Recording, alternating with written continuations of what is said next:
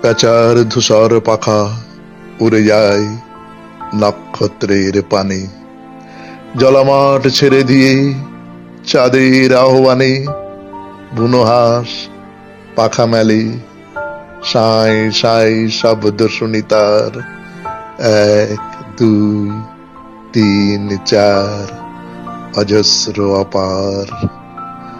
রাত্রির কিনারে দিয়ে তাহাদের ক্ষিপ্র ডানা ঝাড়া ইঞ্জিনের মতো শব্দে ছুটিতেছে ছুটিতেছে তারা।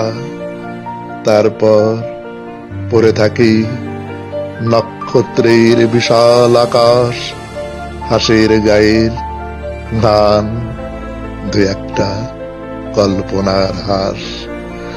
মনে পড়ে কবেকার পারাগার, অরুণিমা, সান্নালের মুখ, উরুক উরুক তারা, পৌষের জ্যোৎস্নায় নীরবে উরুক কল্পনার হাস্যব।